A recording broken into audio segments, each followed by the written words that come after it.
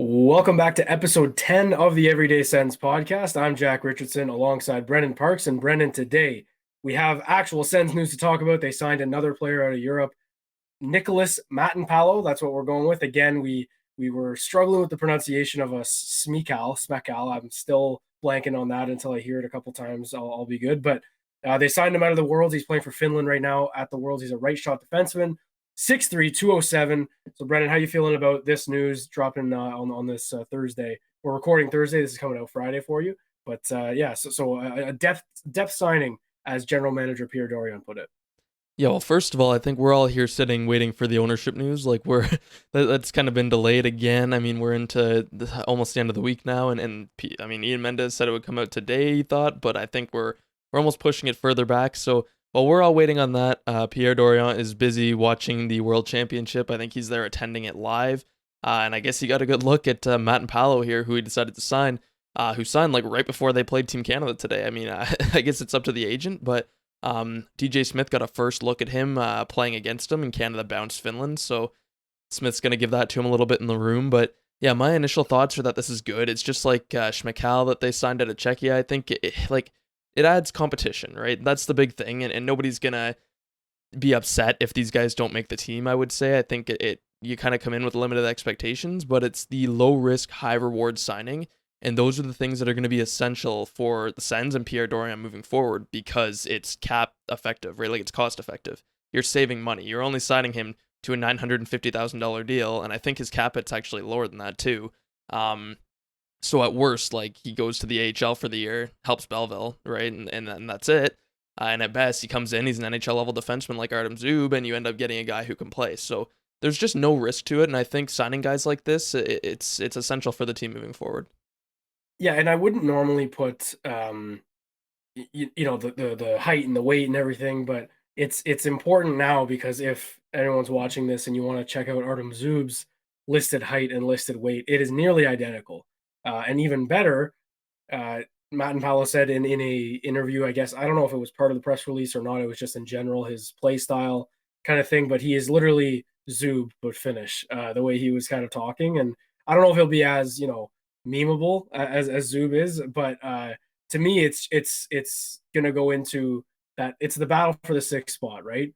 Assuming Brännström is obviously going to be re-upped, and assuming everyone stays healthy enough for most of the season in that top four.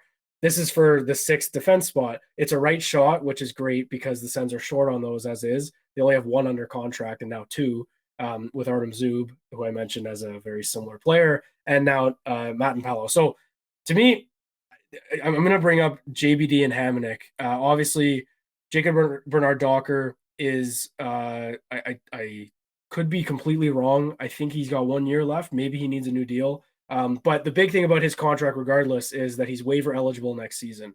So, meaning if they call him up and they don't want him to be on there and they try and send him down, he can get taken for free, and that would obviously be a terribly wasted asset. So it's kind of a situation where if he's up, then he's going to stay likely. So the flexibility that this signing now gives them is that Matinpalo can be put down on waivers, like you mentioned, and put down to Belleville. That's why I like it initially. Obviously, if you're watching on the YouTube, you see that prompt there that I've got JBD and Hamonic competition with a question mark.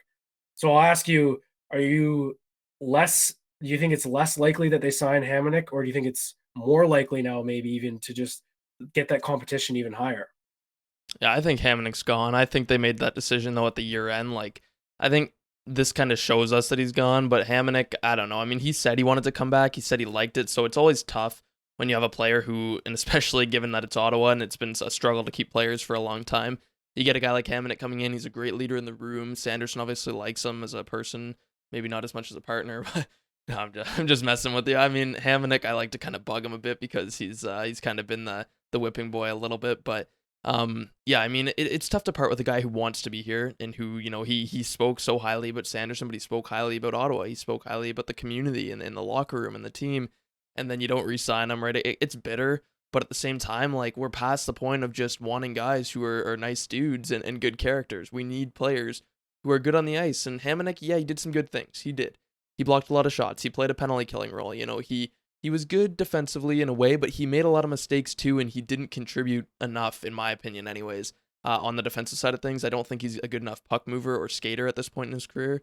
So as tough as that is to say, I think it is Hamonic's time to kind of maybe go find a rebuilding roster to join and serve as a depth guy and make his money and right into the sunset in retirement. But I think Ottawa here, it's just such a priority now to get good players, and you can't settle for average or below average anymore. It's a matter of meeting expectations, and he's just didn't really do that for me last year. So what did you think of his performance last year, though? Because I know some people are a lot higher than others and valued the assets that he did bring.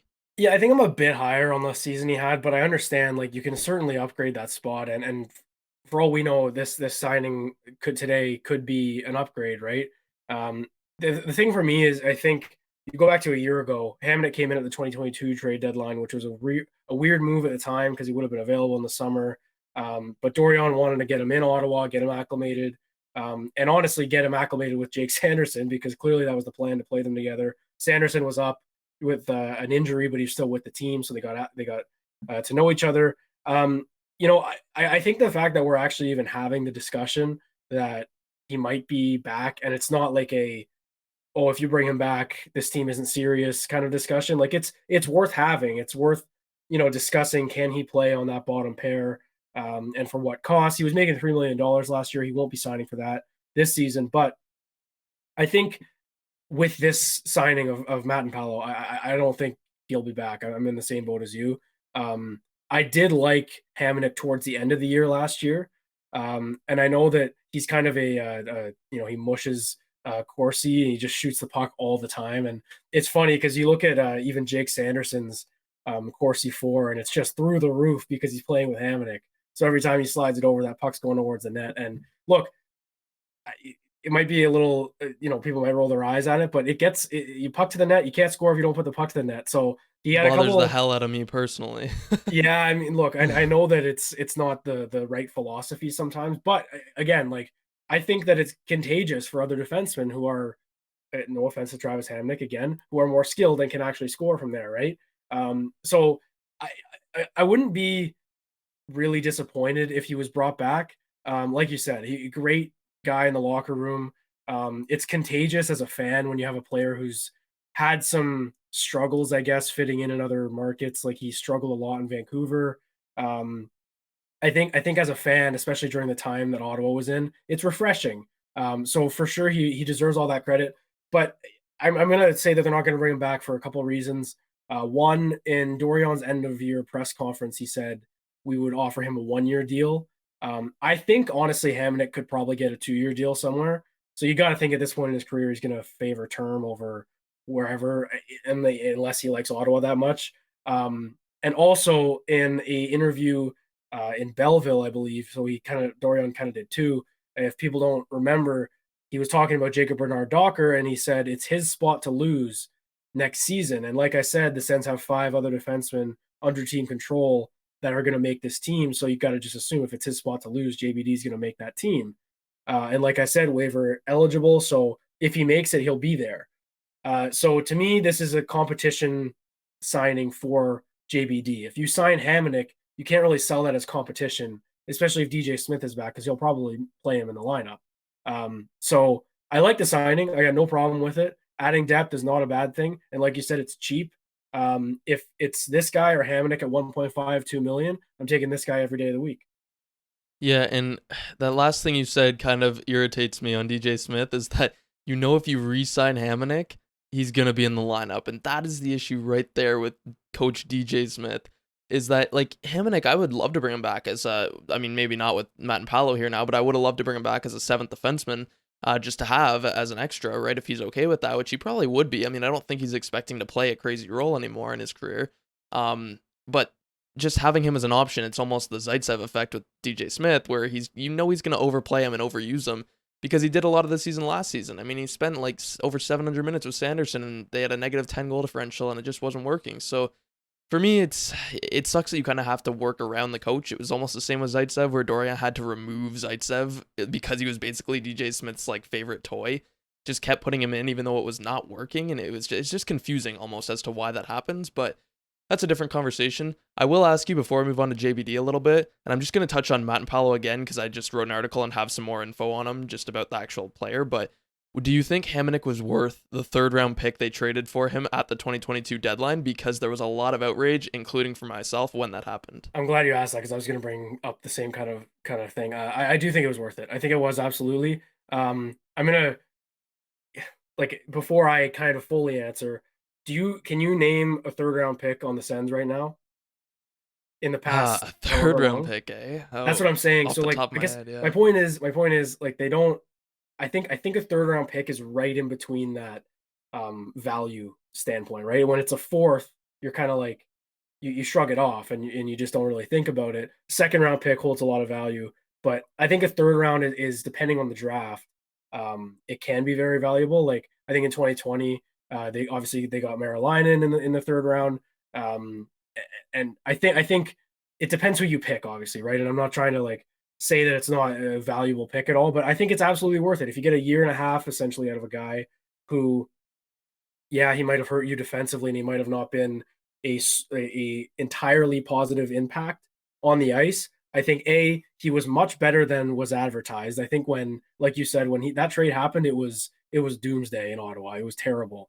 The sky was falling, and I think that what he showed last season is that he was much better than the standard we thought he was going to be at. If that's I guess a fair way to put it. So in my opinion, yeah, I think he was worth a third round pick. Uh, but saying that, I think I'm not saying that Sanderson would have been fine without him this season, but he probably would have been, right? Like he's an elite talent. He's a franchise talent, Jake Sanderson. So he didn't need Travis Hamonic. But again, like we don't know, and what happened, and off the ice, especially on the ice, just communication, whatever it was. Travis Hamonic helped Jake Sanderson, and if in 5 years when this kid wins the Norris, I'm going to look back on this and say that trade was worth it. If you told me I'd pay a third round pick for Jake Sanderson to get on the path to win a Norris Trophy, I'd take it in a heartbeat. So that's how I'm going to see it. I don't know how you feel about it though. Well, yeah, so I think Hamonic, like I've said, on the ice, I don't love what he did with Sanderson, but I think it's underrated because we don't really see it, which is part of why I like the idea of a documentary, is that you don't really see what happens behind the scenes off the ice. Like you don't see how Sanderson's looking up to Hamonic off the ice, right? You don't see what they're saying in the locker room or on the bench, what Hamonic's saying to him. It's not just about the on ice impact. And like again, if Sanderson ended up with a bad partner this year, I mean, if they signed somebody else or brought somebody else in who wasn't a good fit and maybe wasn't a leader either, then Sanderson doesn't have that kind of off ice influence in Travis Hamonic. So I think that is underrated. And based on what we've heard from Sanderson and Hamonic, it seems like Hamonic was a really good influence on him off the ice. I'll just go through the last few third round picks for Ottawa. So I'll go back to 2012. So we've got 2012, Jared Maidens. Never heard of him in my life. 2014, Miles Gendron. Didn't work out. And then they didn't have a third for a while. Then you've got 2020, Levi Marilainen. 2021, Oliver Johansson. 2022, Thomas Hamara. So none of those players are NHL players right now. Now, I do like Marilainen and Hamara especially. I think those are two guys with a lot of potential, but at the end of the day, like the odds of them actually getting someone who's an NHLer like Travis Hamonic in the third round, it's fairly unlikely, all things considered. I mean, you never know, but like the odds aren't as big as people kind of make it out to be. Yeah, I don't know. I mean, I'd say it's worth it just based on the impact he had on Sanderson and the fact that Ottawa had a lot of draft capital anyways, and they've got a lot of prospects in the system, based on what what they gave up. But we can get into Bernard Docker a little bit too. I think, like Dorian said, that was a pretty bold quote he said, that it's Bernard Docker's spot to lose. I mean, I know he's not waiver eligible, but that's still a pretty bold claim to make. I did like Bernard Docker though last season when he played in the NHL, and I think he has passed Lassie Thompson on the depth chart, which is a bit surprising to me, Thompson falling off, because admittedly I really like Thompson. Like he was higher than JBD for me on my prospect rankings not that long ago. I really thought he was going to be kind of the future on that right side, and he took a big step back this year in Belleville, whereas JBD stepped up.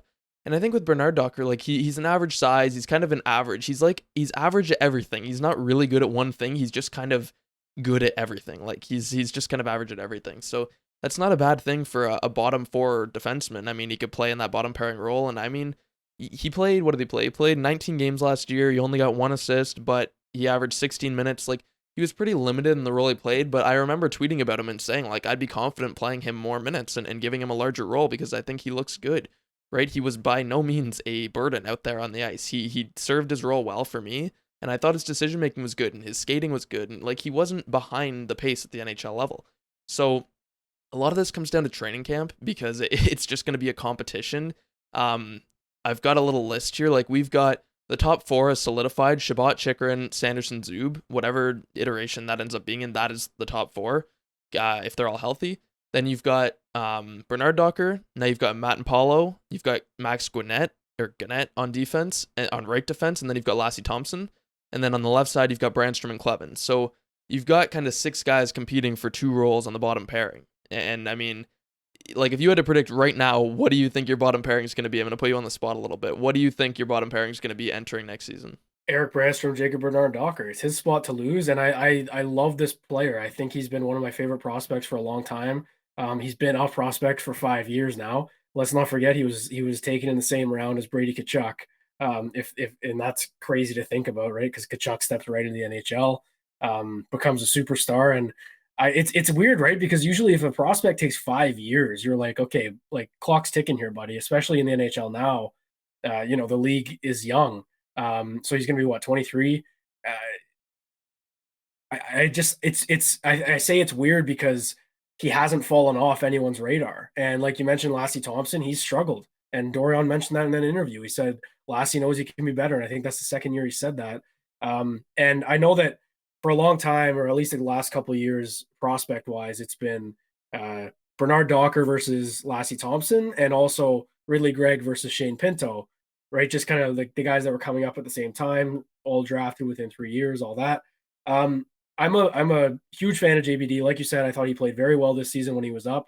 Um, Admittedly, I think I missed the one game where he didn't play very well. I know that it was like a pretty big deal, but I see him on that pairing with Erik Brännström, and I like his style. I think him, and I'm going to mention Tyler Clevin as well because he'll push for a spot as well if they want to get crazy and just have five left shot defensemen.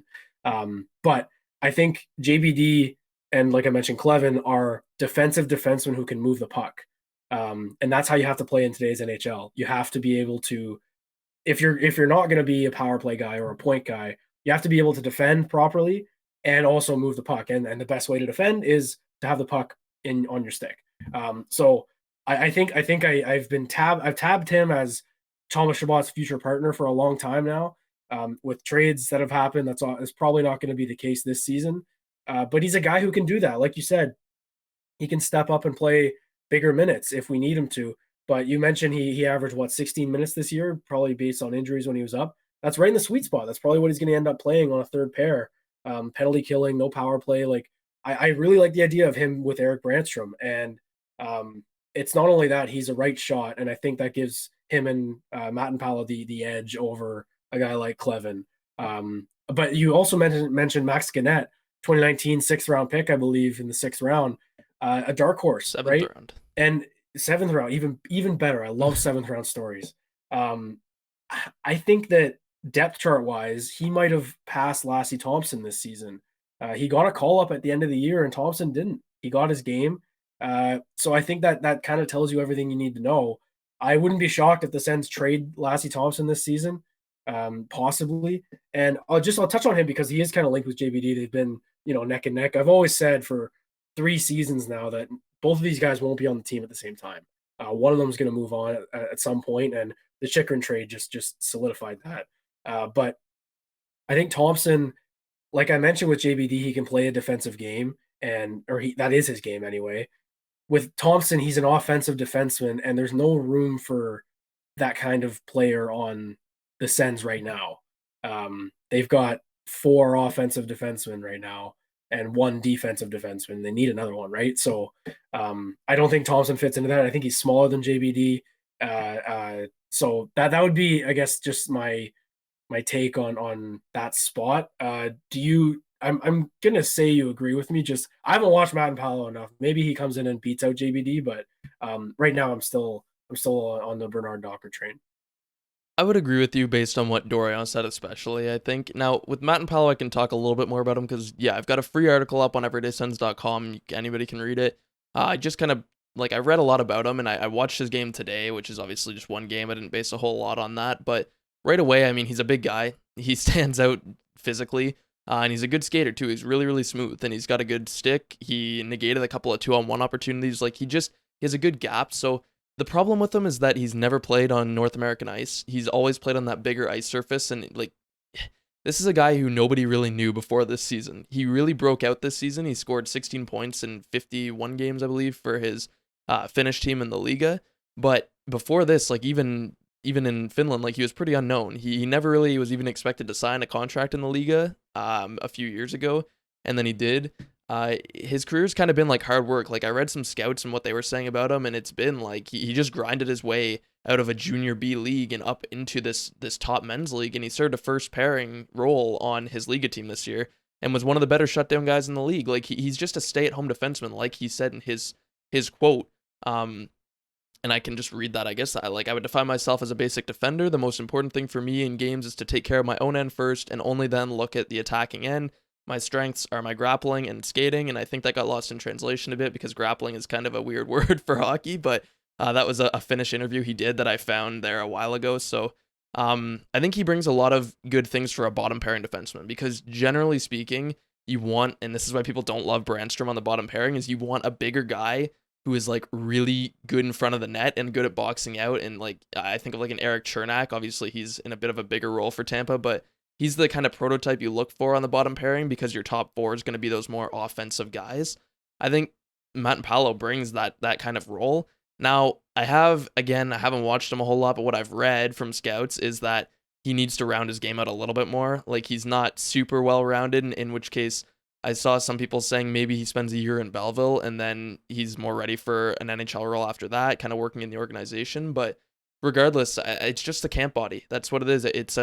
And I don't just mean like he's just a camp body. I mean, it adds to the competition because I think we saw it with Zub. When Zub first came in, people forget he was scratched for the first, I don't know how long, but DJ scratched him and left him on the bench. And ended up, that defense was so bad that they ended up throwing him in. And guess what? Zub was really good and nobody expected it. Like nobody was really that upset at the time when he was scratched because it's like just some Russian free agent we signed who God knows what he is, and then he ended up being really good. And I think the same could be true for Matinpalo. I don't know, people might get a little excited with the Zub comparisons, but from everything I've read, he had a really, really good year this year in the Liga, and that's not an easy league. Again, we said this with Schmeichel as well. It's not an easy league. Like this is a very challenging league, considered to be the third or fourth hardest in the world. So I think this is a good signing, and I think it's low risk and it's high reward. So will he make the Sens roster? Maybe. I mean, I think he'd have to do some pretty serious work to beat Bernard Docker out, just considering what Dorian said.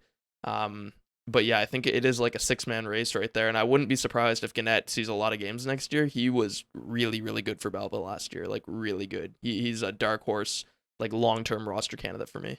Yeah, and funny enough, he's the youngest out of all those guys. That being said, though, Matinpalo is 24. Mm-hmm. I don't know if he's turning 25 this year, but that would put him at a year older than Jacob Bernard Docker, which Turns is 25 in October. okay. So a year and a half older, but like that's still pretty young. And I think immediately in my head anyway, I was like, okay, they signed this guy playing in the Worlds over for Finland. I'm thinking he's closer to 30, but he's gonna step in and be the same age as his core. So I think this is a tidy signing. I think either way you spin it. I know I did see some people scratching their heads about it on Twitter, and we mentioned this with Smekal as well. Like, how can you not? I don't understand how you can not agree with signings like this. It's free. It's literally free. And you're getting free agents to come over. We talk a lot about the pro scouting. I would say that the Russian scouting has done a good job, right? They were in on Kuzmenko, who ended up choosing Vancouver, and look at him. He put up 40 goals, for God's sake. Like, they know what they're doing, those European scouts for the Sens. So really, really nothing but good things to say about a signing like this, especially now, in May. And I know Dorian's out there scouting, and maybe he's the best pro scout the Sens have. Who knows? But that being said, it is going to be just about competition. And I think in the past, we'd roll our eyes at that kind of and say, it's a rebuild, let the young guys play. But like I mentioned, JBD isn't really a young guy anymore. He's 23. That's no longer prospect territory. That's earn your stripes kind of thing. And I don't know if I actually have interviewed JBD over back Future Sickos a couple seasons ago, maybe. One of the only kind of player interviews I've done, which was awesome, and like he was very nice, good with his time and everything. And I don't get the sense that he'd be a guy who gets frustrated with not getting an opportunity. That's just the way I saw that conversation and everything. And yeah, maybe a little bit if all his North Dakota teammates are up with the Sens, especially Clevin. But I have full confidence that JB is going to have a good summer and he's going to be fighting for that spot in camp. But yeah, I guess let's talk about Brännström because you mentioned the playoffs, the size. I think we've never really actually talked about playoff Brännström. I have my doubts size wise, but I'm going to explain. It's not about the physicality. It's about the officials. And I think Brännström this season got called for a lot of stick penalties. Because he needs to rely on his stick to box out. And I think he's pretty good at it, actually, boxing out. Like, he's underrated in that part of the game. The reason I mentioned the officials is because when you've got your stick out, you're more susceptible to penalties, right? I know their size is different, but if you watch Jake Sanderson defend and then watch Brännström, Brännström's always got two hands on the stick, right? And that's going to lead to some infractions or stuff that looks like infractions. And Sanderson is always, I find, one hand on the stick. He's just got an active, like a sweeping motion almost. It's just a different way to defend. So anyway, my point is when it gets more physical in the playoffs and Brännström needs to step up his physicality, and especially in front of the net and stuff like that, I think you might see him get caught a lot with stick penalties. Because, and we will talk about it in a bit, but if you looked at Game 4 last night for the Florida Panthers, that call late in the third period, I mean, they don't call that all the time, and it's obviously when the Sens get in the playoffs eventually, and we just get to like go at the refs for terrible calls. I'm excited because I'm jealous of all the discourse these fans get because every round the losing team gets screwed by the refs. That's just the way the league is. But anyway, I'm just mentioning that because I think biases, whatever it is, like refs are going to call Brännström more often, and I think he's very aware of that. So that'll be my only playoff concern. I'm not concerned about the size and him getting overmatched physically. It's more just about the optics of it and how the refs are going to call it. And I think it might end up costing them playoff time. But again, we're both on the same page. We got to get there first. And like I mentioned, Florida Panthers, pretty good example of that. Yeah, that's exactly what I was going to say is it's fun to talk about the Brännström thing, and people are like very heated about this on Twitter with no, get rid of Brännström because he's not going to be good in the playoffs. But yeah, like I come back to, I mean, I've always been a supporter of Brännström, but I come back to the fact that yeah, you got to get to the playoffs, and I think he's going to help you get there. Like again, with the fact too that, and I think a lot of the more casual fans, not to like call anybody out, but I think a lot of the more casual fans fail to recognize how Brännström got a lot better defensively this year. Like he was not this liability defensively like a lot of people seem to think. I mean, that's kind of the consensus with him because in years past he wasn't as good defensively. He came in as an offensive defenseman when they acquired him, and he just never really hit his potential and his ceiling in that sense. But he adjusted his game this past year to be more defensive. Pierre Dorion and DJ Smith told him he needed to work on the defensive zone side of things to earn a full-time role. It's exactly what he did, and he earned a full-time role. Like, he was really good defensively. So, like you said, I think he is better at boxing out. I think a big part of his game is possession and being able to retrieve the puck and then make a quick decision in like a little finesse decision to go tape to tape and break out all of a sudden, right? The playoff thing, he certainly does have to clean up the penalties. I'm not sure what the number is, but he was probably among the leaders for Ottawa for penalties. He got a lot of stick infractions.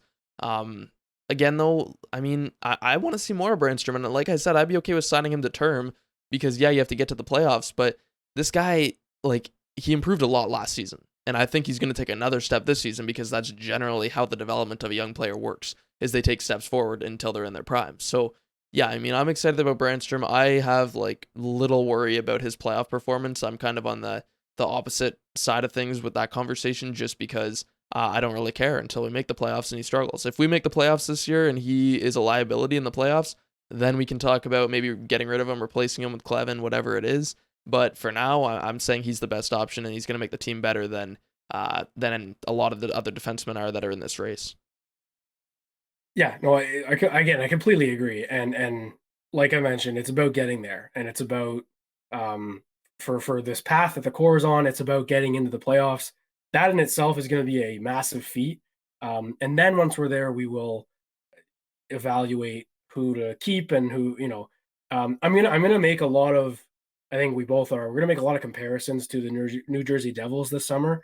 I know we've kind of talked about them being a good blueprint. Like very young core, and then they had the biggest jump in um, season to season point totals in NHL history. The Sens don't need to do that because they improved again this season, but I think that's a fair standard to hold the Sens to, right?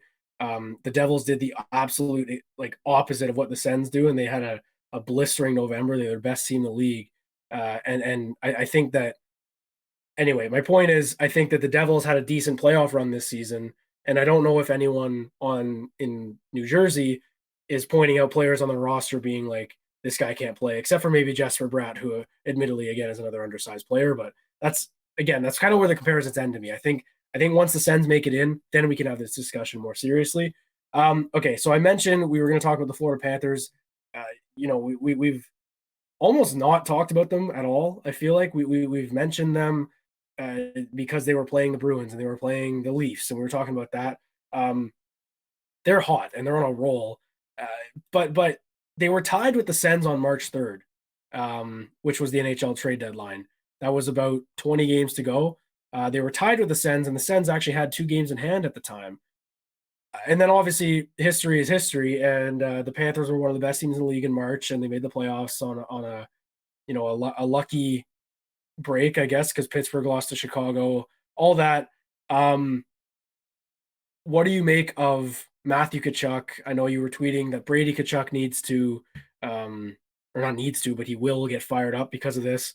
Uh, it's just the storylines are all over the place, and the Sens tie into it because that's his brother, and it's the captain of the team who leads by example, who drags people into the fight, and he's watching his brother go and be a Conn Smythe candidate. So it's really impressive. But what do you make of the Panthers' run, and then just how do you kind of see it in the Sens context?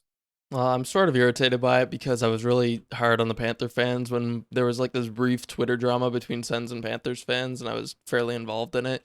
And I told them like they'd be golfing soon too, and that didn't end so well for me. But it's just it's kind of exciting though, even though they're a division rival, just because it shows you. And I tweeted this as well. It exhibits that anything can happen when you get into the playoffs. Like it's just a matter of getting in, and then literally anything can happen. Bobrovsky is playing a huge role, like Conn Smythe level role, where he's he's gotten really hot. The funny thing about Bobrovsky though is he wasn't even their starter going into the playoffs. That's the most insane part of this storyline is Alex Lyon, this random, I don't even know where in God's name this guy came from, but he basically led them to the playoffs with this insane run, and then Bobrovsky just like took his role in the playoffs. It's ridiculous how you have two goalies do this. And so that's a little bit, I guess, not easily comparable because where are you going to get two goalies to do that again? Um, but regardless of Bobrovsky, I think like it really does show you that anything can happen, and it's just like Tkachuk here. Matthew Tkachuk has 9 goals and 21 points in 16 playoff games. Like the closest to him on Florida has 6 goals and 15 points, and he scored 3 overtime winners and almost another one considering that buzzer beater goal. Like that's so egregious to me. I can't even wrap my head around how good he's been. And yeah, some people were kind of replying to the tweet about Brady seeing this and being elevated, and if you don't know, Brady's like in attendance, which is against what he said, kind of. And we can maybe talk about your tweet there that fired everyone up and what you meant. Maybe you can clarify on that. What tweet? What are you talking about? What are you talking about? Yeah, exactly. No, that went crazy. But Brady's in attendance, and I know he said at the end of the season he's so sick of losing, and he wasn't gonna go watch Matthews games and stuff. And now he's kind of there at every game. I think it's just because they made a run, and it's kind of like a when will this happen again type thing. Like you never know, right? So he's kind of taking it all in. But I think Brady watching this, I mean, the Panthers just swept the Hurricanes and got into the Stanley Cup Finals. The Panthers were the 8th seed entering the playoffs. Like that's so like it's impressive, and you have to think Brady is sitting there in Florida watching these games, thinking how like this could be us. This could literally be Ottawa. We were tied with them. And obviously Ottawa, they went through a lot of injuries, and we can say whatever we want about the end of their season. I'm just looking forward. I'm looking at next season. Like if Ottawa can even get in as the 8th seed, what can happen? I mean, anything. Like literally just get in the playoffs and you could make the Stanley Cup final. It's that simple. You don't need to overthink it. So yeah, I'm excited. Yeah, I mean, it's happened before, right? I think in 2012, the Kings were the eighth seed and they swept Vancouver, who won the President's Trophy, and then they or beat them in five or whatever it was, and obviously go on to win the cup. And they were dominant. They were just crazy. And then they won a cup another couple of years later. And like, I think this is what's going to be interesting if the Panthers end up winning it all, and they very likely could. Like they're hot, obviously. I think that'll make in the last since 2012 when the Kings did it, more eight seeds have won the cup than President's Trophy winners, right? Blackhawks in 2013 won the President's Trophy in a half year, but they won the President's Trophy and then they won the cup. Like I'm not advocating for being an eighth seed in a playoff series, obviously, but like it's true. And I don't know. We can maybe talk about would you have expected the Sens to do this? Like I don't. I liked their odds against Boston. I did. I think it would have been a good series. We all said that all season. They actually surprisingly played well at TD Garden this year, and both scenarios in Boston this season were back to backs for the Sens. Bruins had rest. Like it was a nightmare schedule for the Sens, but I liked them. The thing is like I don't know if they would have they wouldn't have done this. Let's like this is a once in a lifetime kind of run, like you mentioned with Brady in attendance. And I'll bring up that tweet I had. It was like, look, I'm on. I not once in the thread or the tweet that I made did I suggest that I don't want Brady supporting his family. Like it would be very hypocritical of me to praise the culture he set in Ottawa or helped set, and all the values he brings, and how he treats everyone like family, for me to then go and criticize the guy for supporting his family. I'm going to clarify what I meant because obviously people didn't really grasp it. And like I said, I don't care about what other fans think of what I think of the captain of the team I cheer for. Uh, quite honestly, couldn't care less. I do care about the Sens fans who think I'm trying to bash on Brady Tkachuk, though, because that's not happening. And when that happens eventually, if it ends up happening, I'll see myself out because this guy is a godsend to Ottawa. I'll make that clear. What I meant, the video I posted was him chugging out of the Wanamaker Trophy. It's the PGA Championship.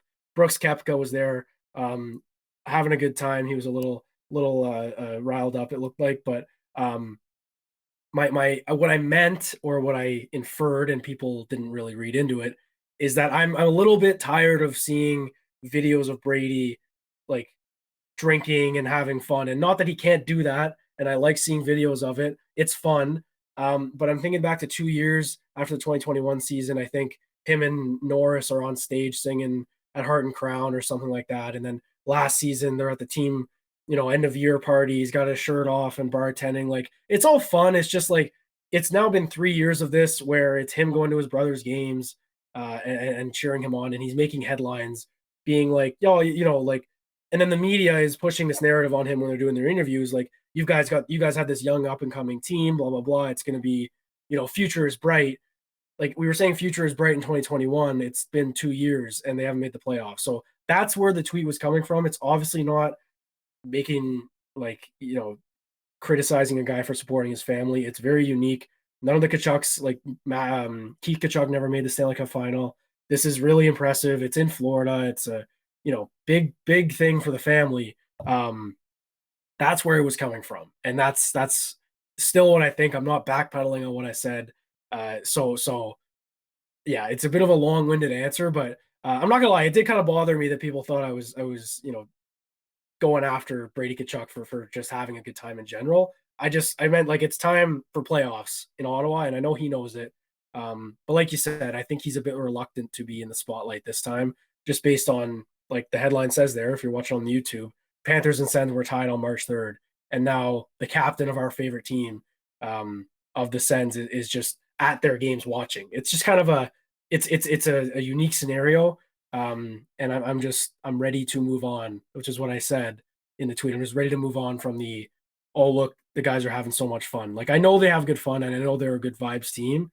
But it's time for results on the ice is just what I was saying. Yeah, and I think you tweeted this too, but it's different now that it's a division rival. Like now that it's Florida instead of Calgary, it just feels different because this is a team who, although Ottawa doesn't have a rivalry with Florida, like they've never really had any sort of a butting head scenario with Florida. they are in the same division and they are probably going to have playoff series down the line. It's just bound to happen. I get where you're coming from for sure. Like, it's just taken wrong. This is the thing with Twitter, is you have to tread so carefully because Oh if you man, tweet something that's read just a little bit wrong, it gets blown up and quote tweeted and privately quote tweeted, and it just goes dude, on and on. that thread, I posted a clarification thread, which I really shouldn't have done because that was just like whatever. But I looked at it, had last time I checked, it had like 6 quotes, and I looked to check and see what they are. 5 of them were hidden. I could only see one. It's like if you're a private Twitter account and you go around quote tweeting everything, like I don't know, like come on, what's your like? You gotta. I just don't understand that. It's like because automatically you think the worst. You think they're just like, oh, this guy's like he's terrible, blah blah blah. But yeah, it was a big lesson in don't people see what they want to see, and yeah, I don't need to explain it anymore. I'm sure, and if look, if there's Sens fans who are listening who still kind of disagree with my take, that's fine. I'm just I'm ready for this kind of fun narrative about the core, to take a back step and just what, like start objectively kind of looking at this team. Like we're gonna have to talk at some point about trading one of them. Just cap world, it's gonna happen when Sanderson gets a new deal. Like that's gonna come. So that I'm not like I'm not trying to like stand on a high ground and say that, oh, I'm ready for it, you guys aren't, kind of thing. But I think when new ownership comes in, expectations are going to change, and obviously the players know that. So I'm just kind of reiterating a lot of stuff here, but yeah, needed to get that off my chest because it's hard to just, I don't know what it is, 120 characters, 280 or whatever, hard to kind of get a point across with a bunch of people who are screaming at me for no reason. You're gonna have to get that Twitter Blue subscription going. Oh my god, no, No, but, no thanks. but no, I agree with you. Yeah, it's the expectation thing is something I've been pushing for a while that I'm trying to get people on board with, because there is kind of that, like, it's like a split thing where there's the good vibes and then there's the people who are angry that the team still hasn't made the playoffs in 6 years. And I do find myself in the middle because, like, I love the good vibes. I love the having fun. I love the partying and the heart and crown and watching these videos and Brady yelling about winning the cup. I like all this stuff for sure. It's not about not having fun.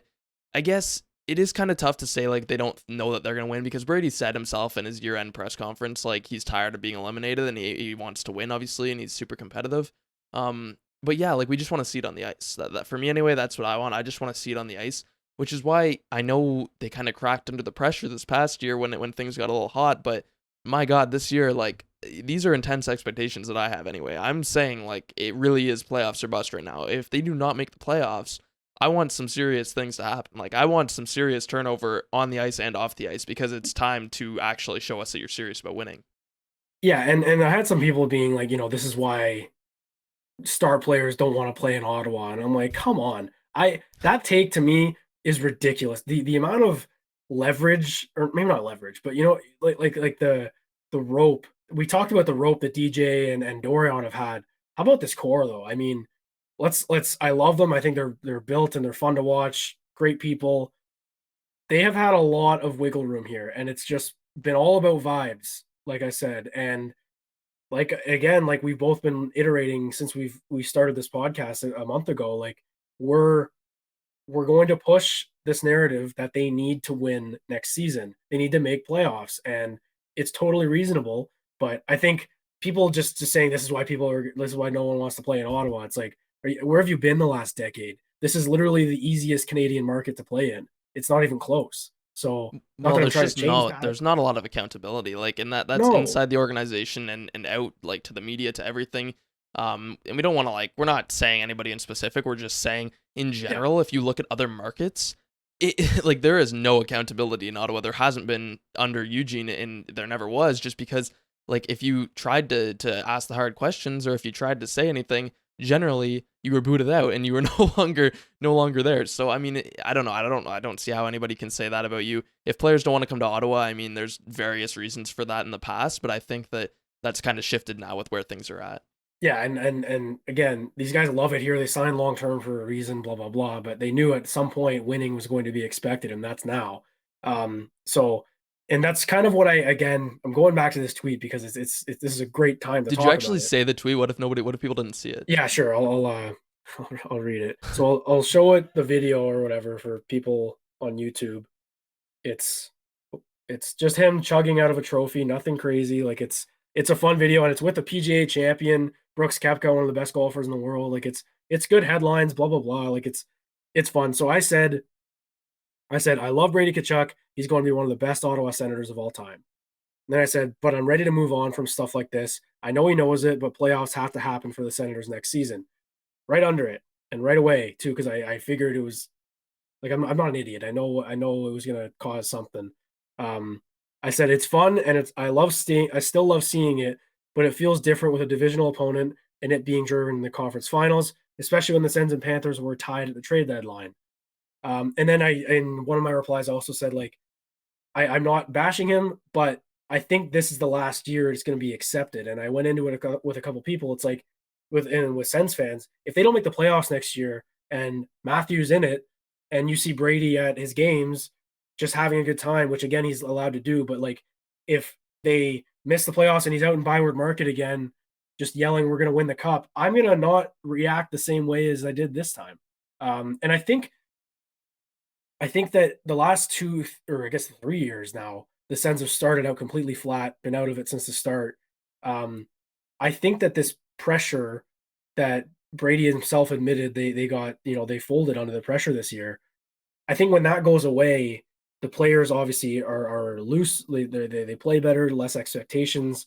And I think that softens the blow at the end of the year when they don't make the playoffs. It's like that's why I'm a little bit angry because the last 3 years it's been, oh, we finished hot, let's go, we're gonna roll into next season and do it. And 2 years in a row they haven't. So I don't know. Again, I'm love Brady Tkachuk, one of my favorite players in the league, even not even just on the Sens. That's kind of where the tweet came from. It's like I feel like I'm in a loop. I don't know about you, but I feel like I'm in a loop. It's bad start, good finish, fun vibes in the summer, looking forward to next year, repeat. Like it's been like that for 3 years, give Yeah, or and I take. know people too, they say like, well, and even the organization, which kind of adds to the frustration a little bit, but they like Pierre Dorian too, they've said like, well, we were never really trying to win. Like we just started trying to win. It's kind of like, for certain years, yes. I think the thing about what you said, it's very accurate about, okay, they finished strong, so then people kind of like let up on their expectations because it's like, oh, well, they looked really good for the last couple months. And yeah, they didn't make the playoffs, but they still looked good. We're going to start next season that same way. It's going to be this good thing. The problem was when they didn't start that way this year, nothing happened. Like they said, we have to start hot. That was so hardly preached. Like everybody in the organization, including the players, the coach, the GM, all of it, from the top down said we have to start hot, and they might have even added in that something will change if they don't start hot at one point. But nothing happened. Like there were no, you can say things, but there were no actual like expectations set where there was accountability involved. So this next year, I mean, like if you say we have to start hot and then you are not in a playoff spot halfway through the season, like I'm going to be expecting change. And I know, like we said, DJ Smith and Pierre Dorian are probably going to stay just because of the ownership timeline, and that's fine. But my goodness, if they're not competing here halfway through the year or even like at the end of November, I want something to happen because fans have every right to be upset with the way that things have gone, I think. And I think 6 years, I know it's been a good rebuild. We've put in the core in place and it looks good moving forward. But like I don't want to hear the future is bright anymore. And I don't want other markets saying the future is bright for you guys. I think the future is now, which is an ironic thing to say, but I think the future is now. Like it literally is time to start applying these things we've been saying and this core. And yeah, like Tim Stützle is still so young and everything, but guess what? Thomas Chabot is like 27 and or he's getting there and he's going to be exiting his prime soon. It's time to start winning. I think the contention window, which to me is essentially 8 years because that's when Tim is signed for and you build around that, like that starts right now. That starts this year. So a first round exit, whatever, I'll be happy with it. Don't care what they do in the playoffs. Get to the playoffs, earn that, be competitive. That's all we're asking for, and it's really not that much to ask for. I don't think. I think it's a pretty achievable goal just to make the playoffs, even as an 8 seed. Yeah, and I'm gonna shout out again Ian Mendez from the Athletic. I do it every time. It's like our ad right now, but he pushed at the end of your press conference. He pushed Dorian, and he kind of pointed out the leash that they've both had. He brought up the 5-year run of unparalleled success that everyone memed the hell out of. Um, which was supposed to be 2021 to 2025. That's what Mr. Melnick put in that report or whatever it was when they initially said they were going to tear it down. He said 2021 to 2025 will be a 5-year run of unparalleled success. COVID happened, which definitely delayed it, but Dorion didn't say that. And Ian wrote about it and said he had every opportunity to say that it would have been a completely fine excuse. Like, if you said, yeah, the pandemic delayed our plans by 2 years, I would have accepted that. I honest to God would have. But he didn't. He didn't say that because they know it's not true. This got delayed, and they've really slowed how this process could have been a lot better. And I agree with what you said. It's been a good rebuild. The core is in a good spot. Contracts are good. Their play style, the people out there off the ice, everything's good. They just don't have the results yet, and I'm sure they will come. But this could have happened a couple years earlier. This absolutely could have happened a couple years earlier. So that's where my frustration kind of stems from. I do feel like I've been in a bit of a loop the last few years, and that's kind of where that tweet was born out of. But again, I still love Brady, supporting his brother. I mean, I'm supporting his brother, for God's sake. I think he's going to win the Conn Smythe.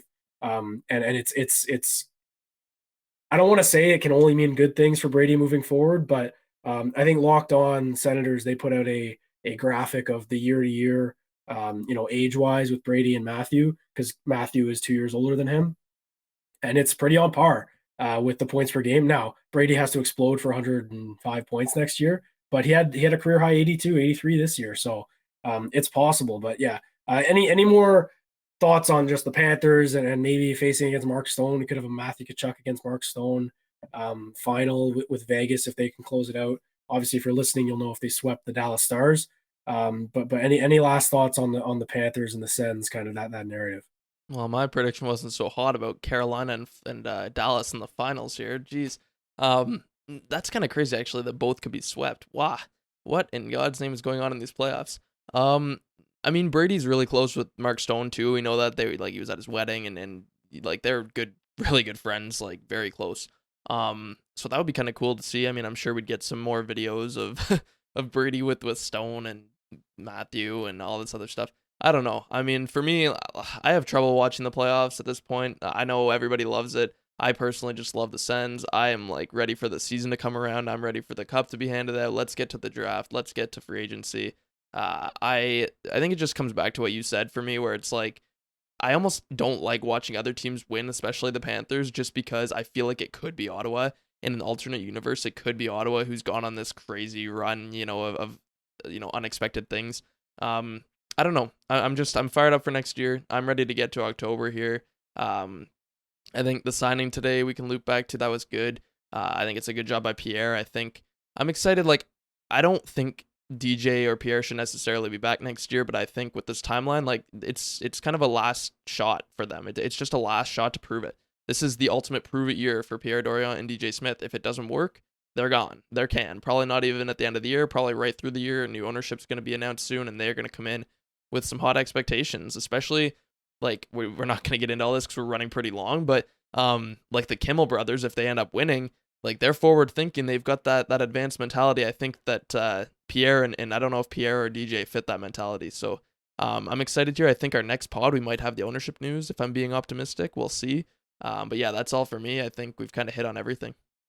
Honestly, you might have it right now if you're listening on the Friday, and I hope we do. I hope honestly that, I mean, obviously, please listen and like and subscribe and everything, but I hope the ownership news drops and you don't even have to focus on what we just talked about. But yeah, the signing was good. It makes me excited for the summer and whatever they're going to do, whoever's involved and whoever's in charge. All right, so that's going to do it. Episode 10. It's been 10 episodes of these with some members pods along the way.